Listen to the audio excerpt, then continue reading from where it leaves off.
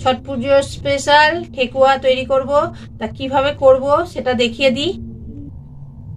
আমি 4 চামচ নারকেল নিয়ে নিয়েছি, নারকেল কোড়া, তাতে এলাচের গুঁড়ো 1 চামচ, মেজারমেন্ট কাপের 1 কাপ ময়দা।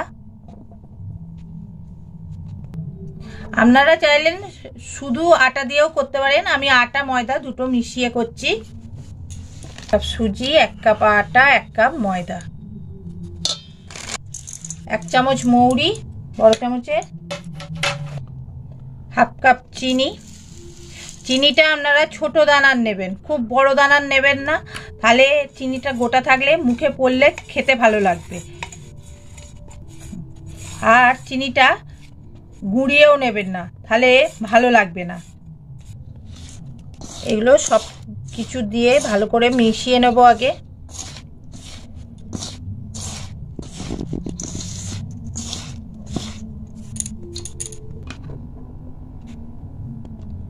এটা ঘি দিয়ে মাখবো। ঘি দিয়ে মাখলে কি হবে, টেস্টটা ভালো হবে।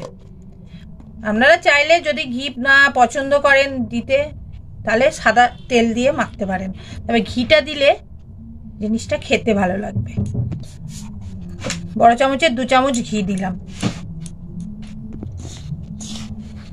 ভালো করে ঘিটা মিশিয়ে নেব।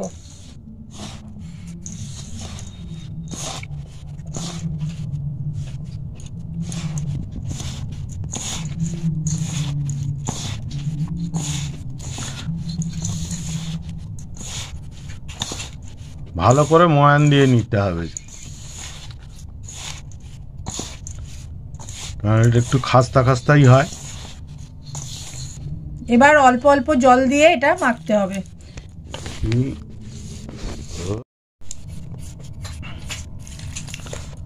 একবারে জল দেবেন না, তাহলে পাতলা হয়ে গেলে কিন্তু ভালো হবে না জিনিসটা।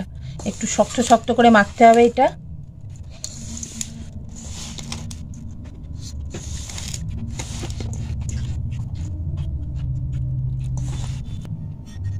দেখুন এরকম ভাবেই মাখা হবে। হ্যাঁ, এবার এটাকে আমি চাপা দিয়ে 15 মিনিট রেখে দেব।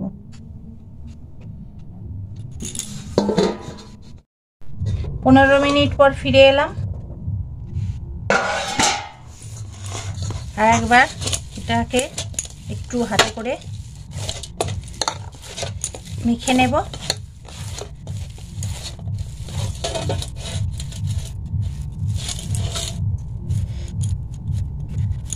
রুটির থেকে একটু বড় লেচি কাটতে হবে। হাতে করে একটু এরকম করে নেব। অল্প আটা নিয়ে নিয়েছি, এবার এটা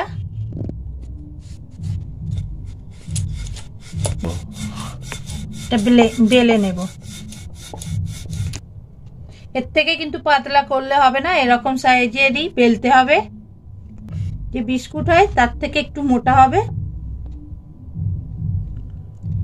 দিয়ে এবার এই যে জল খাই যে গ্লাস, সেই গ্লাসের সাইজে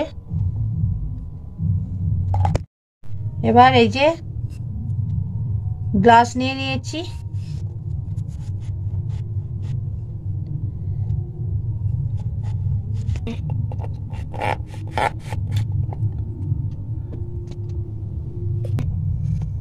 দেখুন 3টে আমি করেছি। আপনারা যেরকম মানে সাইজে বেলবেন, যেরকম সাইজ করবেন আর কি লেচিটা, সেই অনুযায়ী এটা করবেন। আর বিস্কুটের থেকে একটু মোটা করবেন। এবার এটাকে একটা ডিজাইন করে দিচ্ছি ছুরি দিয়ে।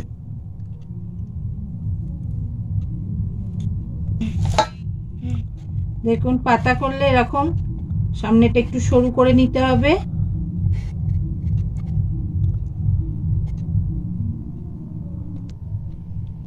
এবার পাতার মতন যেমন দাগ থাকে পাতার ভেতরে, সেরকম দাগ করে নিতে হবে।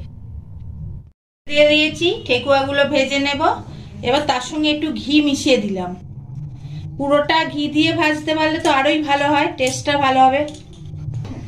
পুরোটা ঘি দিয়ে ভাজলে তো আরোই টেস্টি হবে, কিন্তু এখন যা শরীর, সেই জন্য পুরোটা ঘি দিয়ে ভাজবো না, সাদা তেল আর তার সঙ্গে 2 চামচ ঘি মিশিয়ে দিলাম। টেস্টটাও ভালো থাকবে, খেতেও ভালো লাগবে, সেন্টটাও থাকবে। সেই জন্য এবার এইটা গরম হোক, তারপর কি করব দেখাচ্ছি।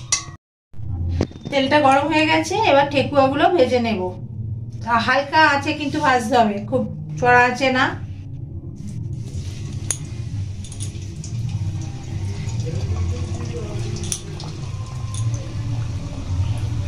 নিজেই ভেসে উঠবে।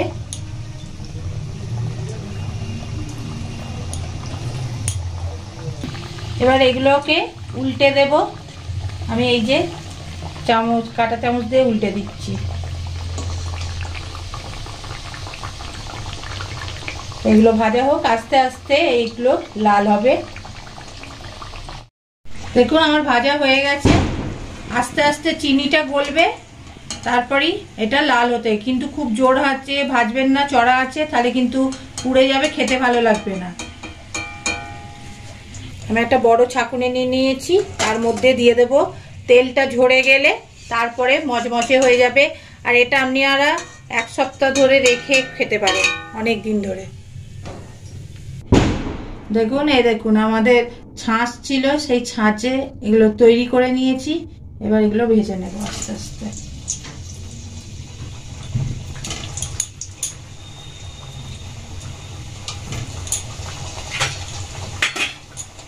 এই একটা ডিজাইন। এগুলো সব আমার ননদরা ছাঁচগুলো তৈরি করেছে নিজে নিজে, মানে নিজেরাই তৈরি করেছে, মাটি দিয়ে করে। তারপর সেই আমার কি বলে ওইগুলোকে, নরুন দিয়ে, হ্যাঁ নরুন দিয়ে মানে কাজগুলো করেছে, নিজেদের হাতে তৈরি করা জিনিস। সেইগুলো এখনো স্মৃতিগুলো আছে। বাকিগুলো এরকম ভাবেই ভেজে নেব। আমার এগুলো তৈরি হয়ে গেছে। এরকম ভাবেই বাড়িতে আপনারা তৈরি করে খাবেন, খুব ভালো লাগে ঠেকুয়া খেতে। আর আমার চ্যানেলটা বেশি করে দেখবেন, সাবস্ক্রাইব করবেন, শেয়ার করবেন, লাইক করবেন, আর কমেন্ট সেকশনে অবশ্যই কমেন্টস করে জানাবেন আজকের রেসিপিটা আপনাদের কেমন লাগলো। নমস্কার।